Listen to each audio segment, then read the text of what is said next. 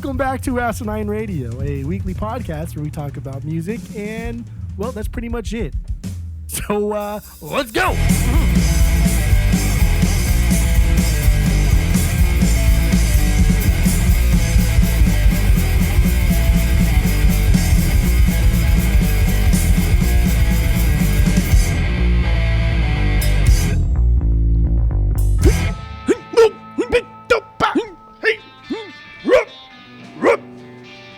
This is Asinine Radio. This is the weekly music podcast where every week we take whatever band we're doing, the artist of the week, and we take all their albums, we listen to them, and then we rank them from worst to best, and we give our biggest bangers from each one of those. But before we do that, we do our 6 degrees of Tom DeLonge. If you don't know what that is, look up the 6 degrees of Kevin Bacon, same thing, but with Tom DeLonge and the artist of the week. My name is Tyler, way out there, hundreds of miles away, way out there. Neither is Jeff. Go to Apple Podcasts, go rate, review, and subscribe to us on there. Follow us on social media at Asinine Radio. Thank you all for listening. It's awesome that you do and you keep listening. And if you haven't already, go give us a 5-star rating review on Apple Podcast. Please, please, please, please go do that. And then, so Jeff, let's, we're done with the intros. They're boring. Let's get into our 6 degrees of Tom DeLonge. What do you got? Go. Wait, okay. I got 2. I have two. I have 2 as there you well. Go. 2. Okay, so let's see here. This is a quick one. Mm-hmm. They're both like in theme here. Okay. But Circa, they're both guest vocalists. Okay. Spoilers. Circa had Rachel Minton as a guest vocalist. She is from Zoloft and the Destroyers. Rock and Roll Destroyers, yeah. Rachel sang on a Motion City soundtrack song from their album Even If It Kills Me. Mark Hoppus has produced a lot of stuff, including Commit This to Memory, their second album, Mark to Tom. There you go. Look at that. So my both of mine involve Anthony Green. They start with Anthony Green because why the hell not, right? He's a cool member of the band. So start with Anthony Green, like I said. We go to the Say Anything song, Hangover song, because he was on that song. Also, Say Anything did a song with Tom DeLonge. The only time Tom has ever done anything outside of his bands, he does with Say Anything. And I forgot even the name of that song. But yeah, so there we go. To Tom DeLonge. It's easy. 1 degree. 1 degree right there. The shortest I've ever had. So then what do you got for your other 6 degrees of Tom DeLonge? So I only have one more. Mm-hmm. Okay. Mm-hmm. And it may be a little familiar, but because you just said it. Circa did a song with Jeff Rickley, who's a guy from Thursday. He was a guest vocalist. He actually produced My Chemical Romance's first album. Really? Did not know that at all. Whoa, that's weird. Very weird, right? Very like of the scene, and crazy to think how big My Chemical Romance blew up, and Thursday did not. Not to that extent, yeah. So Jeff Rickley also guest vocaled on Say Anything's In Defense of the Genre. That the album that it was on had fucking so many guest vocalists, including Matt Skiba. Matt Skiba also guest vocalist on that album, not on that same song, but a different song. But like you, I could have just went from Anthony Green to the same album with the Skeebs and everything, whatever. But that didn't quite coincide with my theme. And then I also could have even went Max to Tom, since Tom did the song that you just said, Nibble Nibble, which was about... Is that what... Okay, yeah, the song's called Nibble Nibble, and it's I think, if I remember correctly, it's about like molestation and stuff. I don't know. But it's from his album called Hebrews, or Say Anything's album called Hebrews. Yeah. Good album. Okay. I'm struggling with this. I don't know why I've been like fucking... I feel like I got like a mouthful of cotton balls or something. I mean, you've only had what? 1 beer, 2 Sculpins, or what? I've had 3 Sculpins. Oh, dude, you're fucking going for it right now. 4%. Shit. No, they're not. They're like 8%. They're not 8%. Let me see this. I think they're 8. Yeah, 7.5 maybe. Yeah, it's 7. That's okay. 7. Okay. All right. All right. It's still a little high, but that's okay. I got myself a Pacifico right now. This is my second beer. So yeah, I was excited. So I bought a 6er, and so I just kept them kept on coming, I guess. I don't know where I was going with that. I don't know either.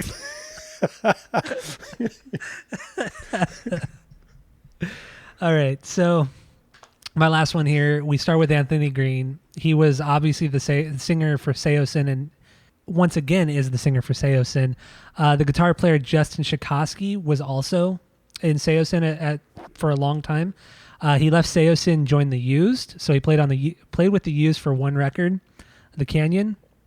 And then we go from the Used to Feldy, because Feldy is essentially the fifth member of the band, and then Feldy to Blink to Tom. There you go. Got that one. So yeah, that's my 6 degrees of Tom DeLonge. That's all I got. And that's all you have too, right?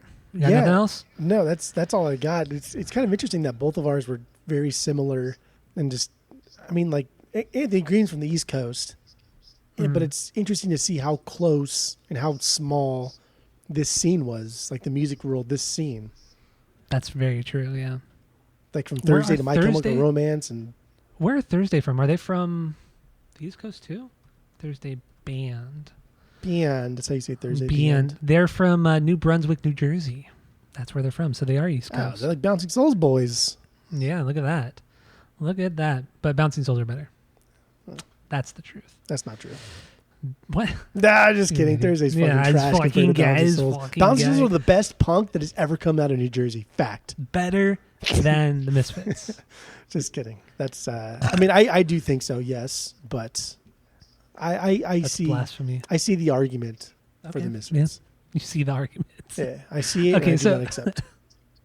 let's get into our album rankings. So Circa Survive have 6 records. And so we're going to go from the worst best to the best and give our biggest banger from each of those.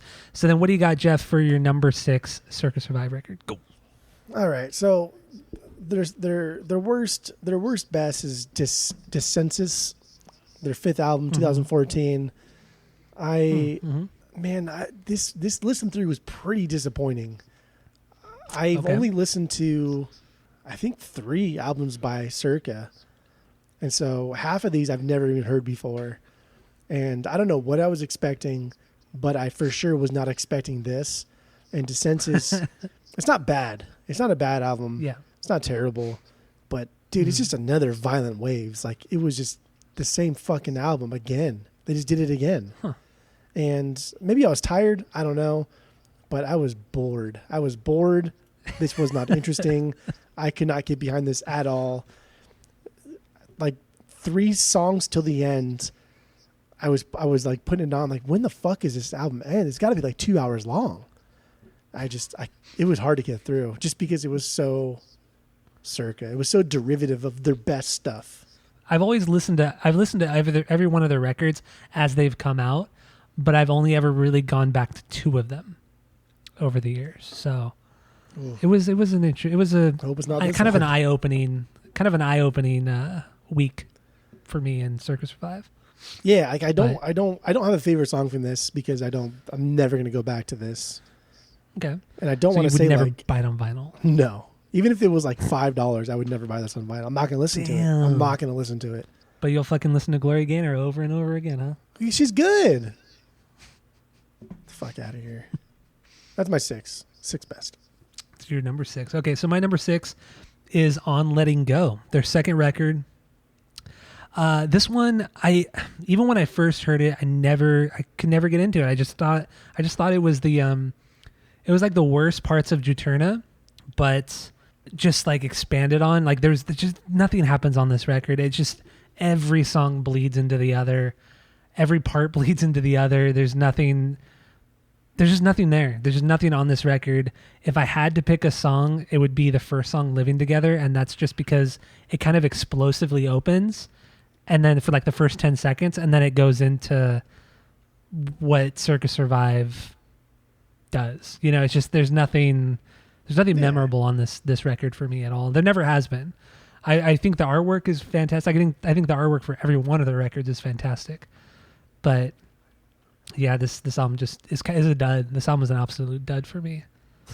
Yeah, can't get into it. So yeah, On Letting Go, second record, number 6. Okay. That's my number 6. So what do you got for number 5? On Letting Go.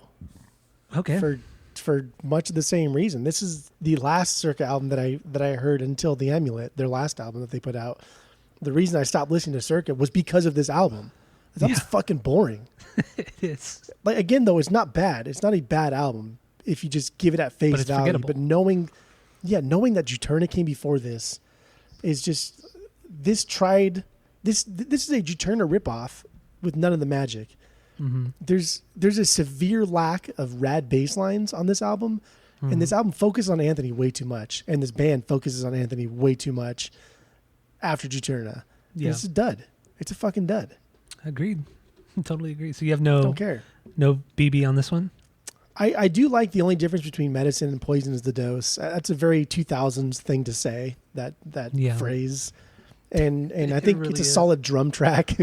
Like the hi-hats sound really, really crisp, but is it playlistable? No. Probably not. Nothing I'm letting playlistable go. on this one. I will say, like, they found their Roger Dean, right? Like, they have their dude that does all of the album artwork for them. Yeah, and he does a great job. Dude, it's all good. It's all in the same vein, and you know, when you see it, you know who it is, but nothing is the same. Nothing's even similar. It's all super different, but it's in the same world. And it's cool that they found their own Roger Dean. Yeah, very true, very true. But we'll get more into him when we on the main episode, because I do want to talk about his artwork on Juturna and just in general. So, Roger Dean? No, not Roger Dean. What was it? Aseos Andrews? I was gonna wait for you to say his name. I don't know. I think it's Aseos Andrews or something crazy Sayson? like that. Aseos and Andrews. Yeah. So that's his name. Yeah. All stupid. Okay, so my number 5 is Violent Waves, their 4th record. This one was kind of like, this is kind of what On Letting Go was to Juturna. Wait, how am I going to say this? This is like the worst part of Blue Sky Noise, but still better than On Letting Go. Wait, I don't even know what I'm trying to say here. You just said it. Like, this is the extension to Blue Sky Noise, like On Letting Go was the extension of Juturna. But Violent Waves was actually Violent Waves was actually a good record. You know, On Letting Go is just not good. But this one is really good for the most part. There are a couple times throughout this album where I kind of zone out. I kind of forget that I'm listening to music because it does kind of go on a little much, and it's kind of just that droning Circa Survive. But there are some bangers like The Lottery. This is the one with Jeff Rickley from Thursday on it. It's a heavier song, some really great guitar lines, and Jeff's vocals work really well with Anthony's. And I don't know, I think this is a pretty solid record overall.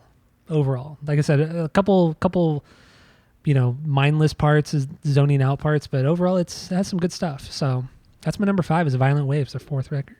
So then what do you got for number 4? Would you give On Letting Go below a 1? Yeah. No, not a below. I'd give it a 1. Okay. Solid 1. So if you don't know out there, people listening, 3 is a perfect album.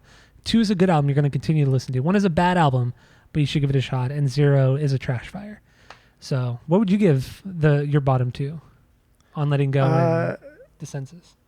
Both ones. I think Dissensus is a solid 1. I think every Circa album has some merit to it. I think they grow a little bit as a band in different ways. And I only say that because of The Amulet, which we both haven't even mentioned yet. True. So clearly we like The Amulet. So they went from Juturna to The Amulet, but in the middle ground is the problem. There's a lot of problems in the middle ground.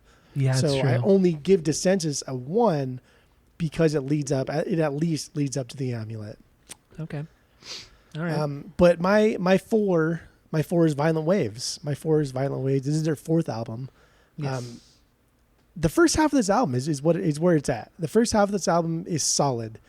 They're going back to some of the energy and fun that made Circa unique and interesting, but it's about the halfway point. I completely lost interest. Like right around Phantasmagoria. Mm-hmm. And again, it's not a bad album, but if you're gonna throw out excitement and then for the first time have guest vocalists come on and guest musicians come on and help you write songs and be a part of it, to just stop it randomly halfway through is weird.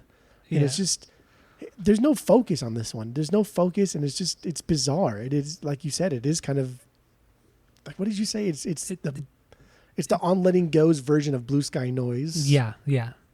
Still, but way better than On Letting Go. Much better than On Letting Go. Yes. And what I thought was I didn't know this about the band at the time, but they didn't have a record label, so they self-produced this record, and they self-released it, and then they recorded the entire record in 1 week. So they wanted to have like a live feeling album, and they did it in a fucking week. For a band like this at this like time in this time and age, to do a record in 1 week is pretty fucking wild. Unless you're like in a punk band, like layering and effects, and yeah, just all the inner workings and the nuance. Like there's just a week. It's wild. I couldn't believe it when I read it, and then to fucking put it out, and then eventually it was reissued or re-released on Sumerian, the next record label they were on. But yeah, I mean that's a ballsy move too, self-releasing it, and it still sold well. So I mean, it's like good for them that doing this all themselves and it still sells fairly well. It's impressive, very impressive. They're an impressive band. Sometimes, yeah. You know, like the producer that produced the Blue Sky Noise. If you look at his production credits, he's done a lot of really good stuff. Has he really? Yeah, like a lot of really good stuff. Some stupid shit, like a lot of Tool stuff. Like nobody really likes Tool, but he's done a lot of. Did he actually produce Tool, or did he like mix it or something? I'm pretty sure he produced it. Let's see. Let's see what this motherfucker's done. Like along with Tool, I think he produced Lateralis, the David Bottrill. Botulism. King Crimson. Wow. But King Crimson in the 90s. But like, go down more. He produced Coheed, or at least like mixed it or helped. He was on some soundboard or something for their Coheed 4. Or we did a Muse record. He did a Muse record, that Mudvayne record. Weird. Godsmack. He's Stained. So I mean, he's done a lot, yeah. Circa. Oh, he did BT Bam too. I don't know that record though. Do you know it? Which one? Parallax. The Parallax. Parallax. I don't think I've heard that record. It came out. It says it came out in 2011. That's got to be an EP or something. It. Or a live record. He did Pumpkins. Look at that. Stone Sour. Dude, he's done a lot of shit. Which Pumpkins did he do? Which one? Which Pumpkins did he do? Pumpkins. Oceania, the one I just bought. Oh, you just bought it. Yeah. Damn, that's nice. Wait, I didn't see Coheed, or did I just gloss over it? I don't know if he produced Coheed, but he definitely. Oh, Good Apollo. He was definitely there. He's a mixer, or I don't know, somebody on the board. Yeah, it doesn't list him as a producer at least on Wiki. At least on Wiki. Let's see where he's not listed. Oh, he mixed it. He helped mix some of it with Andy Wallace, who did The Suffering. But no, David Bottrill mixed it. Good Apollo. Dang, so he mixed the entire album. The only song that he didn't do was one that was mixed by Andy Wallace. No, that's not one of the best. The Suffering is a great song. It's not one of the best on the album. Are you kidding me? Oh, I mean, Welcome Home is the best. Dude, no. 1, 2, and 3. The first 3 songs are essentially one song. It's fucking 10 minutes of perfection. That is the best. Fucking guy. Oh, this fucking guy over here. Shut your mouth when you're talking to me. Oh, I gotta watch. We gotta watch Wedding Crashers again. Can I go on to my 3 now? Yeah, no, go for it. I was waiting on you. You're the one who brought this up. You brought this up. You brought this up, not me. Number 3. You ready? Yes, I'm ready. I'm ready. What do you got? Is Blue Sky Noise. Blue Sky Noise, won't you come? That was bad. That was really bad. And wash away the burn. Blue Sky Noise is good. This is I know. This is the first time I've ever heard this one. I think the best way to describe this is just fun.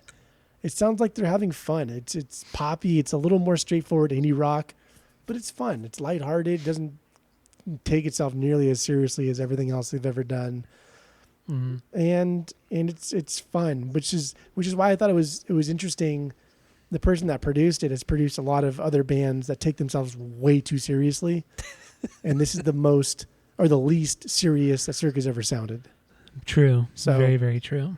I thought that was interesting, but I really enjoyed this record. I thought it was good. If I saw this on sale for cheap, I'd probably pick it up. Yeah, I wouldn't even get this on vinyl. I think like if yeah. 15 or less, I'd probably pick this up because there are some really good, like really almost like poppy punk songs. Like there's some good stuff on here. But Through the Desert Alone, or Through the Desert Alone, I guess. The Dessert, yeah, no, it's Dessert. Probably Dessert. That's my favorite song. Yeah.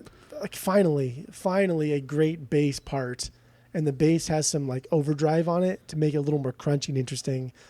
And it's been so long since we heard like a really good bass driven song, and we don't really hear it after this anyway. So yeah, but I mean, yeah, there isn't. I don't think there's really anything at post Juturna with a lot of good bass stuff. Even off this, I don't think so. I don't know. I cannot believe Dissensus is so high. The record was so boring. Crazy. Well, that's kind of wrong, but you are fucking insane. All right. That's true. I am. Okay. So that was your 3, right? Yeah, that was your 3. So then my 3 is Dissensus, their 5th record, the one that you were bitching about. So this one, it's a bit more aggressive, and you have a lot of the traditional Circa sound, but overall this record is probably the most diverse record because you have the aggression, you have some quiet songs that you don't really hear outside of Meet Me in Montauk, and I really like that. Like it's kind of interspersed with several different styles on this record, and it made it more exciting. It didn't make me zone out really like some of the other records do. So this was a nice combination of kind of everything they've done with a little bit of the quieter, more experimental stuff. So that's why this one is as high as it is. I think this is a solid record through and through. My biggest banger is Always Begin. It just hits really hard. The drums are loud. Everything's aggressive. The guitar has some really, really great parts. And then Anthony is being Anthony. He just does what he does best, you know? I don't even know how to describe it. It's just, that's what he does. And it's very unique to him. So yeah, this is a pretty solid record. Being this late in the game and after being just kind of like going through the motions, I was really surprised by this one. Very surprised by this one. I really enjoyed it. So Dissensus is my number 3. Okay. Maybe I missed something coming off of Violent Waves, but dude, that album was so fucking boring. I could not pick anything out from that album that I thought was even enjoyable.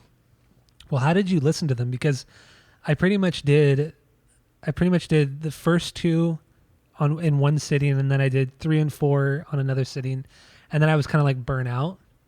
So I waited a few days and then did Dissensus. And so maybe it was that break that was okay with me. And then I took like another day break and then did the 6th record. Okay. So I think like it was too much Circa it was 4 records in 2 days. That's a lot. So lot. I feel like, yeah, it's a little bit of a burnout for this band. It's a lot of the same. But yeah, exactly. So I think that's what it was. I think it was me coming back after being, revitalized and then getting into Dissensus. So okay. I don't know. Who knows? Who knows? Well, it's not top 2, so I'm not going to go back to it, so I don't care anymore. But number 2, The Amulet. This is their last album that came out. This is 2017, their 6th album. This isn't like a great album. I'm not here to like say this is fucking Juturna or anything like that, but damn, dude, this was a step up and way more interesting than anything else they've ever done outside of Juturna. Mm. This is like their post-hardcore prog stuff that they do. It's here. Yeah. But they also went back and added a lot of like soundscapes to this. And then some of the songs kind of like almost have this new wave electronic feel to it. And I think this is fantastic. Like the opener, dude, it had me hooked immediately. I thought it was a banger. I thought this album was pretty fucking good. And I know they sell it at Grace Records. I don't remember how much it goes for. I can't imagine it being more than like 20, 25. So I'd probably pick this up. Okay. Because I got some credit there. If I see it there, maybe. But I also could just be saying this because of this is a first and last type of thing. Their first album is great. And then I don't know if this is really that great or if it's just because I sat through 4 other records of I just don't really like. I don't know. But I don't know, man. It was good. It was good. Rights of Investiture. That's my I don't know if I favorite song. recall that song. I don't It's recall. got the really heavy intro. It's got like the deep bass. It's distorted. And Okay. I haven't heard Anthony scream and yell like this for a long time. Well, And he rarely screams in Circa. he does very, very, very little. It's not often at all. It's maybe a handful of times. He's a good screamer too. He can be. He's one of those guys that can scream well, but if he holds it just a half a second too long, it's now annoying because of his voice. But it's good, man. And like the entire time, the drum track is just, he's going fucking nuts. He's going insane. Doesn't let up. And it's been a long time also since we've heard the drummer and Anthony play off each other like that. Mm-hmm. Yeah. So the Amulet, number 2, baby. So the Amulet. That's my number 2 as well. The Amulet is my number 2, obviously, because you can't beat Juturna. So yeah, this one, I think the drumming is probably some of the best drumming he's ever had ever done in this band. It's top notch. It's so proggy. It's so busy. It's just busy. But it's not, it doesn't like throw you off. Like it doesn't just make me think he's just wanking. Like he's grooving. There's a lot of groove there, even though he's very busy, and it's still enjoyable. It's very, very enjoyable, and it just adds a lot of character to this record. And I don't know, the song Tunnel Vision was one that stood out the most to me, and it's his drumming. I really have nothing bad to say about this record, but everything good about this record is the drummer, because he absolutely kills it on every single song. And it distracts you from everything else because it's so good. So like I want to listen to this record more so I can kind of hear more of what else is going on outside of the drummer, because I was just so taken aback by his playing on this one. It's just that's pretty much all I got to say about this record, because it was too good. Okay. That's agree. the Amulet for me. I thought like the drumming was like the best part of it as well. And it's kind of overall, it was just like it was fun. It was lighthearted, but not like as goofy as Blue Sky Noise could be at times. And it was a good like throwback to Juturna, but also putting time in between Juturna and this one.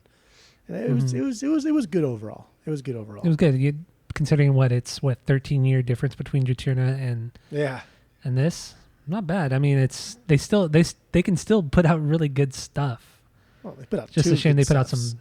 Yeah, it's just a shame they put out some not so good stuff over time. But what are you gonna do? Most bands don't have a perfect career. When you set the bar so high on your first album, then it's hard to recover. Yeah, that's true. Okay, so that's all I got for my rankings. Do you have anything else or what? I do not. That is it for my rankings as well. Okay, so yeah, thank you all for listening. Go to Apple Podcasts, go rate, review, and subscribe to us on there. Follow us on social media at Asinine Radio. Thank you all for listening again. And go listen to the main episode, because if you didn't already know, we're getting into Circa Survive's debut record, Juturna. So that's it. That's all.